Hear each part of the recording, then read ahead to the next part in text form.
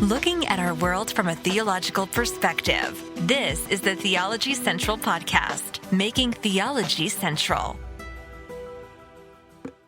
Good evening, everyone. It is Monday, November the 21st, 2022. It is currently 8:28 p.m. Central Time, and I'm coming to you live from the Theology Central studio, located right here in Abilene, Texas.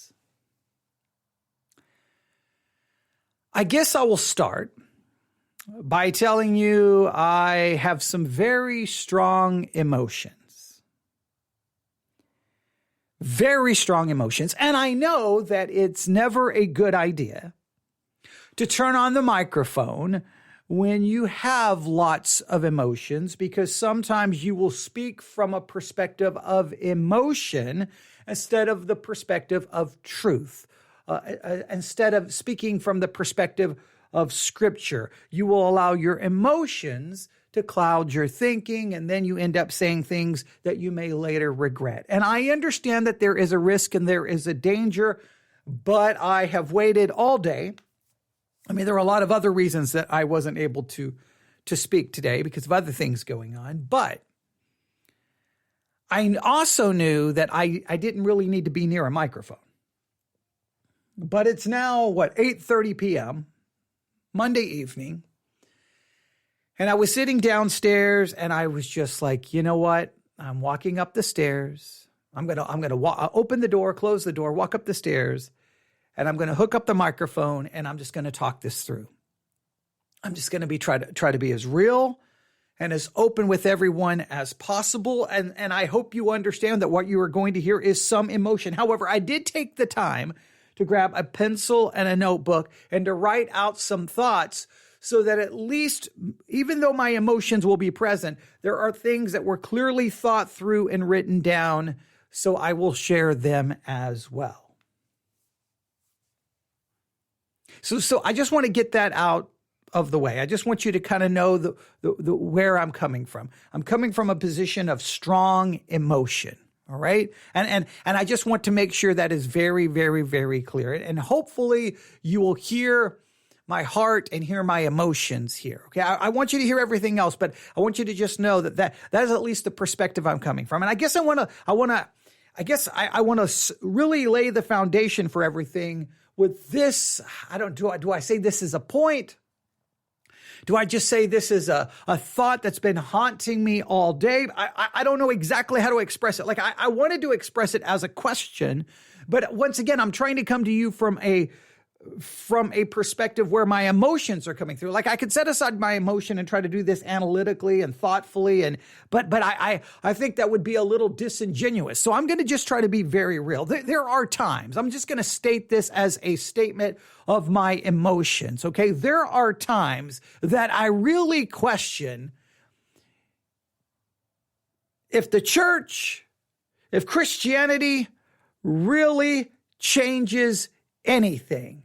Or if all we are involved in is just playing some kind of game. We play dress up, we play pretend, we listen to the sermon, we say amen, we say all the right words, but in reality, nothing changes. The reality is nothing. And in some ways, there's a theological truth to that, because no matter how much we go to church, no matter how much we read the Bible, we still have a sinful nature and we will still sin.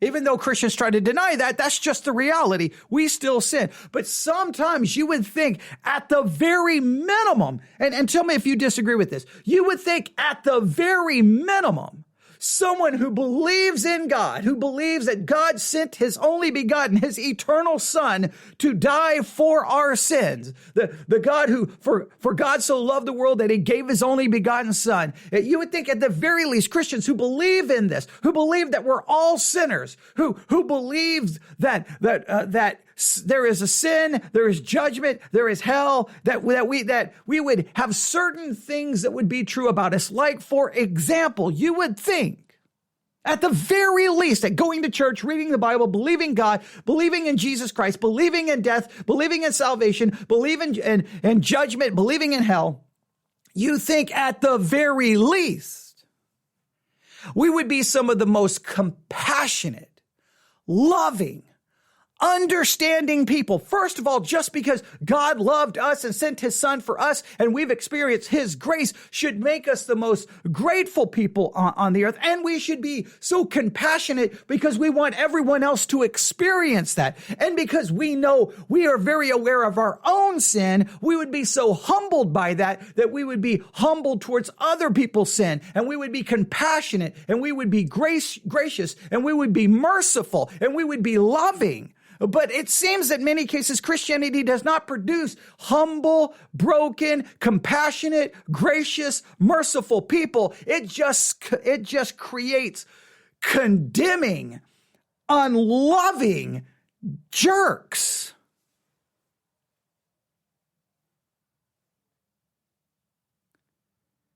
Now, you may be saying, where is this coming from?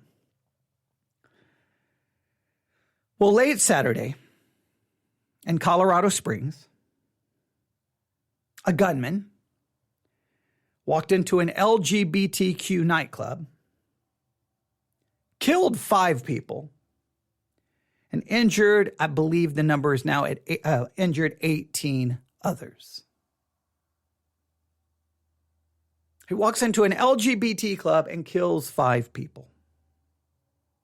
Now, our first thought should not be if it was an LGBTQ club, if it was a heterosexual club. The sexual preference of the people in the club really shouldn't even be an issue for us. Human beings created in the image of God were killed and murdered and was sent into eternity. So for Christians, we should be broken over that. We should weep over that. When anytime anyone is murdered and killed, they are sent into eternity. Someone created in the image of God, they were killed, they were murdered, they were attacked. But for some weird reason, because he went into an LGBTQ club, what I have seen coming out of the mouth of some believers and some professing Christians on social media and other platforms is more like, hey, we don't care that people died. What we care about is the ungodliness and the abomination that the LGBTQ is. And we're going to use the opportunity that after 5 people have been killed to condemn that.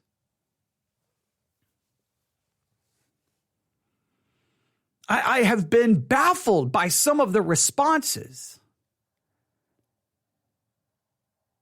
Some of the responses by so-called professing Christians stating, these people were judged, these people were sinners, these people are disgusting. And I'm just like, what is happening here? What is happening?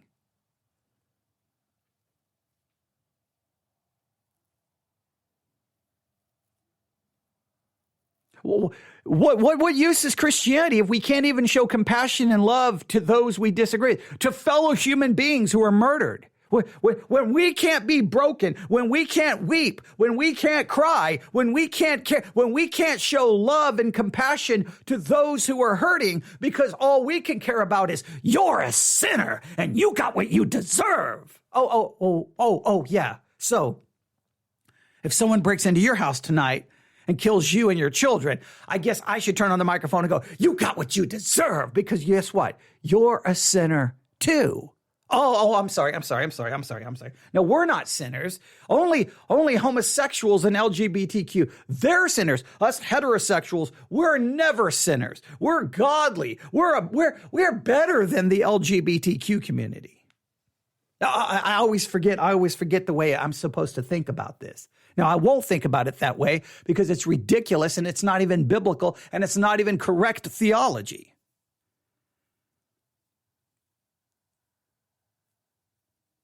Sometimes I just want, what are we doing? What are we doing? What are we doing? Like, are we just, is just, some weird game that we play?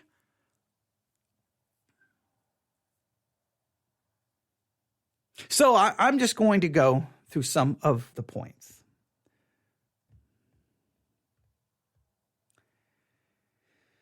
But 5 people are dead. 18 are injured. That's the last count that I saw. And then, of course, it just turns into arguments about guns and politics and of course, the culture is not really is not any better prepared or equipped to deal with these kinds of situations. But you would think the church would be better prepared, right? You think the church would know how to approach it, right? Like first, how about we just show compassion? We just show mercy. We just show grace. We just show love. We just show that we see them as human beings created in the image of God who were killed. How about we just focus on that? But we can't even do that. No, Christians can't even do that because we're no better than anybody else, no matter what games we try to tell ourselves or play. I've just seen some horrible things today. But I did grab a pencil. I wrote down 4 points. 4 points.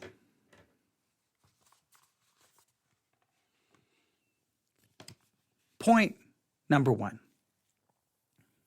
What I have watched after this shooting at an LGBT club in Colorado Springs is that many believers and many people clearly demonstrate this philosophy of reducing people to their sin at the expense of their humanity. So many times when believers talk about other people, we reduce those people to their sin. We forget their humanity. We forget that they're created in the image of God. We forget that they're a human being. All we see, we reduce the person to their sin at the expense of that person's humanity. We can't see a human. All we can see is someone who's a homosexual. We can't see a human. All we can see is someone who makes money off their OnlyFans account. We can't see a human. We can only see someone who's a prostitute. We can't see a human. All we can see is someone who works at a strip club. We can't see a human. All we can see is a person who committed this sin or this sin, cheated on his wife, did this, did that, right? Abandoned his family, was an alcoholic, was a drug addict, whatever. All we can do sometimes is reduce people to their sin, and we forget that they're a human being created in the image of God with a sinful nature and with an eternal soul. I am never saying excuse anybody's sin, and nor do I ever say excuse any sin I have committed, am committing, will commit. But for crying out loud, can we see the human beyond the sin? Can we see the eternal soul behind the sin? Can we see the human being? Instead of worrying about the fact that the people were LGBTQ, how about we see that 5 human beings created in the image of God were killed on Saturday at an LGBT club? Why do we reduce people to their sin? If a pastor falls into sin, we just reduce him to that sin, People are complex human beings with a sinful nature. There's going to be sin in everyone's life. We could reduce everyone to their sin, but it's like if someone commits a big sin, a public sin, a scandalous sin, then we want to drag them out back, and then mark them, with a scarlet letter, brand them a liar with an L, adulterer with an A, fornicator, homosexual, transgender, Whatever we want to, and then that's all we speak of them not in terms of speaking of a human being, but we speak of them only in terms of their sin.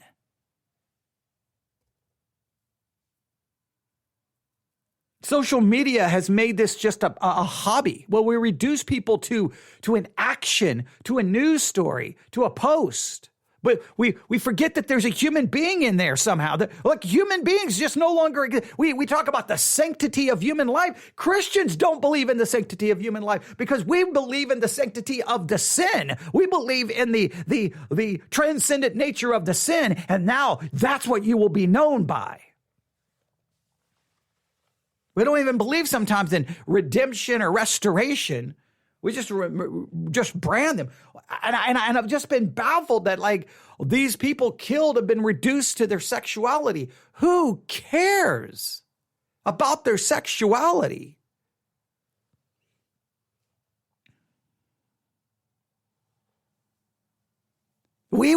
As Christians, we want to forget the human and just try to determine. We feel like we can pat ourselves on the back because we can say, well, they're in hell now. So we can pat ourselves on the back like somehow we're better than them because they're in hell. Because of course they have to be in hell because they commit a sin.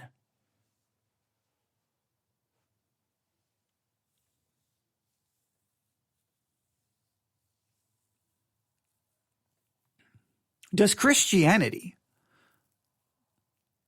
literally destroy our ability to see the sanctity of a life? I know you would argue, no, Christianity fights for that. But I think we only fight for it theoretically. We fight for the sanctity of life when it's in the womb. But when it comes out of the womb, no, it's Christians in many cases who will support war or support this or support that. And it's like, and not even willing to do anything or even give up their own rights if it could possibly save another life. It's really weird sometimes. I think sometimes Christianity, and it reduces people to whether they're in heaven or whether they're in hell, whether they are a sinner or supposedly not a sinner, whether they're a part of our theological team or not a part of our theological team.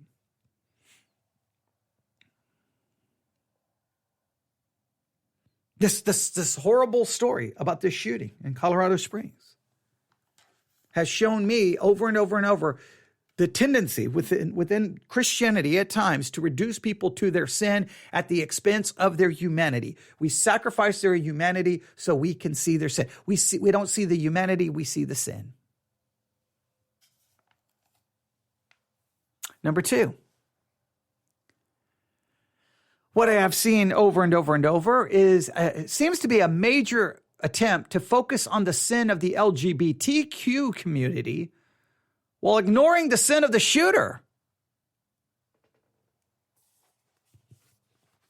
I literally saw someone say, there were a bunch of degenerates who got what they deserve. I literally saw someone post that. They were a bunch of degenerates who got what they deserve. Wait a minute.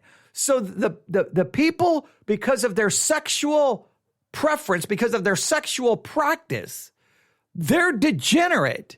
And you're going to focus on that. Not that the shooter was a degenerate who killed human beings?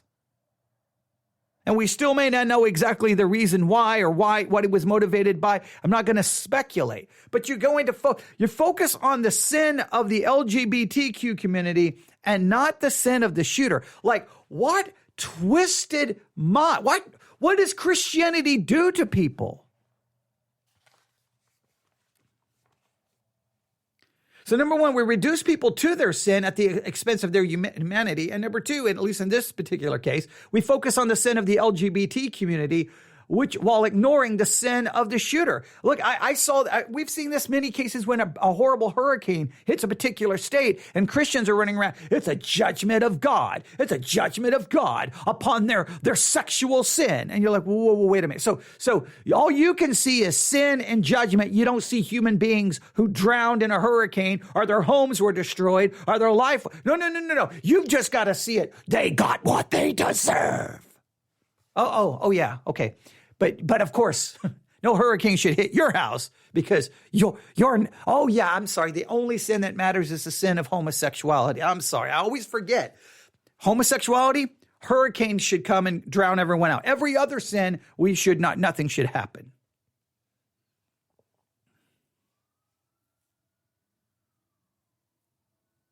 That's two things I have seen today. Reduce people to their sins at the expense of their humanity. Number two, focus on the sin of the LGBT community while ignoring the sin of the shooter. I just don't even understand. Like, nobody's talking about the shooter is a degenerate. The shooter was wicked. The shooter was ungodly. No, it was the people in the club. Like, what twisted? If Christianity leads to that, I'm sorry. I don't even know what to do anymore. Number three, what I have seen today is a lot of condemning the sin of those killed while ignoring their own. I've seen a lot of people posting about the sins of the victims, the sin of those murdered, but not the people posting talking about their own sin.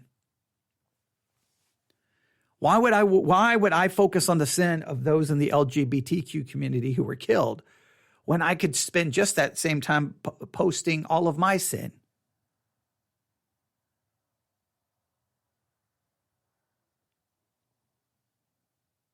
Humility. I've said this so many times. Humility is the near impossible task of being more aware and concerned over our own sin than the sins of others. Humility is the impossible task of trying to make sure we are more aware and bothered over our own sin than the sin of anyone else. We're not worried about anybody else. We're not going to post about anybody else. If we're going to post about anybody's sins, I'll post about my own. Before you hop on the social media and say, oh, did you hear what this pastor did? Did you hear what this person did? How about you stop and post about what you did that nobody else knows?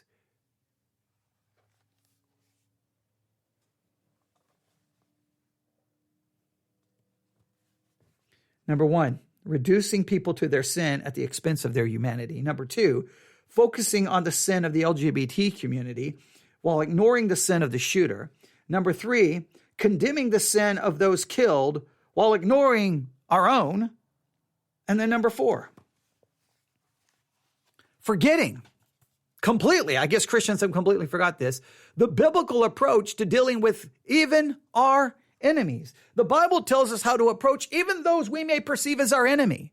And we are told to love our enemy, to bless even those we perceive to be. If you perceive the LGBTQ community to be your enemy, if you perceive that, you are to love them. When did Christians forget this? You are to love them. You are to love them. You are to love them.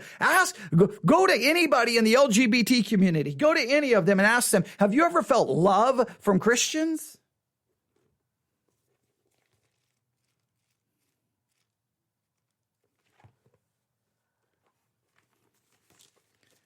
What the Bible says, Romans chapter 12. Romans chapter 12, verse 9. Let love be without dissimulation. Abhor that which is evil, cleave to that which is good. Be kindly affectionate one to another with brotherly love and honor, preferring one another. Not slothful in business, fervent in spirit, serving the Lord, rejoicing in hope, patient in tribulation, continuing instant in prayer, distributing to the necessity of saints, given to hospitality. Bless them which persecute you, bless and curse not. Rejoice with them that do rejoice, and weep with those who weep. Rejoice with them that do rejoice, and weep with them that weep. Did you weep today for those in the LGBTQ community in Colorado who 5 people were murdered? Some of you can't even entertain that thought because all you can say is, they're sinners. Well, then should anyone weep with you because you are a sinner?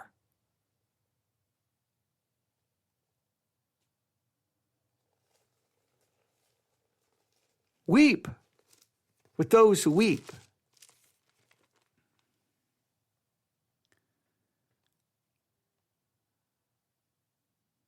Therefore, if thine enemy hunger, feed him. If he thirst, give him drink. For in so doing, thou shalt heap coals of fire in his head. Be not overcome with evil, but overcome evil with good.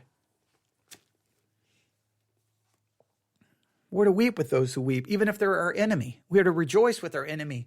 We are to show love to our enemy. We're to overcome evil with good. Am I saying excuse sin? I'm not saying excuse sin.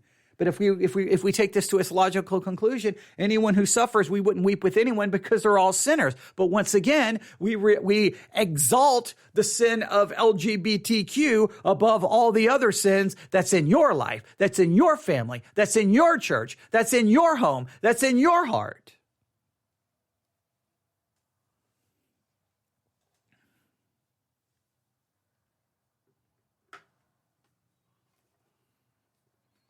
Let me read those all again.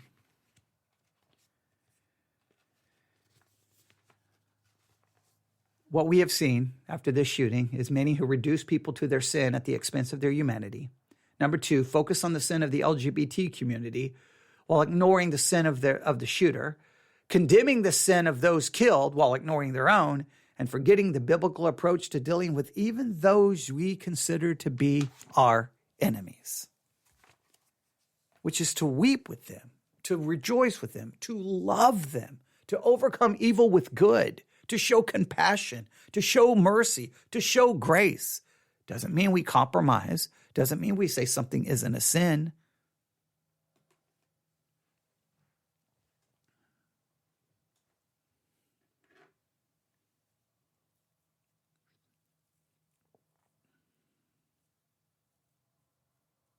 If Christianity can't even make us loving and gracious and merciful and humble, then what's all the sermons for? What's all the Bible studies for? What's all these big churches that cost, hundreds of thousands of dollars to keep open? What's the point of all the games and all the books and all the conferences and all the garbage that we do?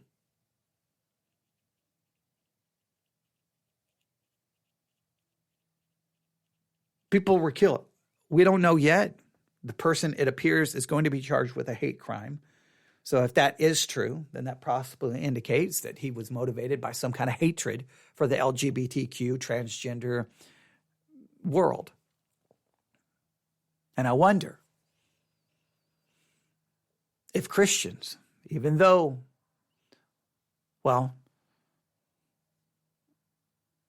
we've talked about the audio clip from American Family Radio where they almost talked about taking up arms because of the LGBTQ community. So that already kind of shows that there's some within Christianity. But I will say this, I wonder if the way Christians have spoken and acted in regards to many issues regarding homosexuality, that the words of Christianity may contribute to an environment or give a spiritual justification for those who feel the desire to carry out violence against them. It has to be considered. Are we culpable in any way, shape, or form? Is the church culpable? Has the church contributed to this? Because I don't see Christians usually speak in regards to this subject with mercy, compassion, and love.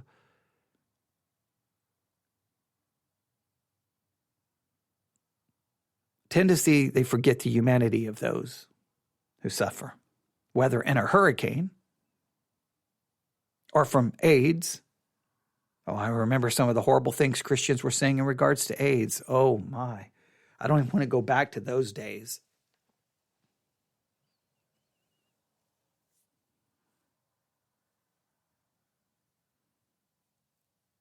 I know this. If you tell me that a homosexual deserves to die because of their sin,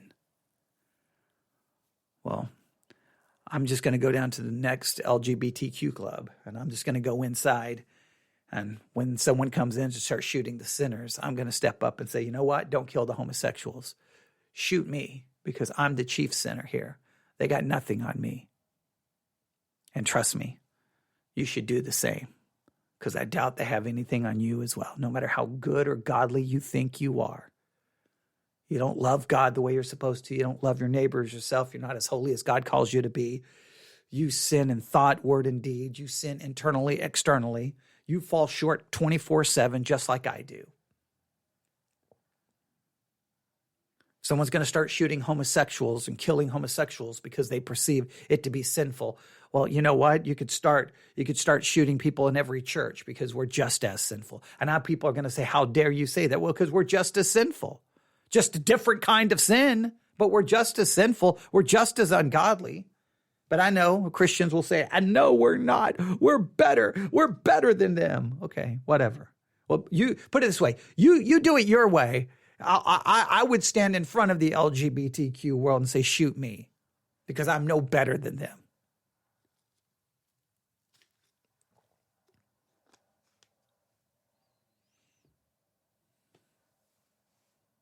I wish I had some profound words of wisdom here. But we live in a world of evil, violence, and murder, and killing. But we live in a world so filled with hatred. A culture of death that no longer sees the humanity in people. And sadly, the church, in many cases, talks very much like it. You can contact me and email me, or you can contact me via email, newsif@yahoo.com, newsif@yahoo.com, newsif@yahoo.com. Some of my thoughts as I process the emotion of this, once again, horrible act of violence. There's been plenty of them in our culture.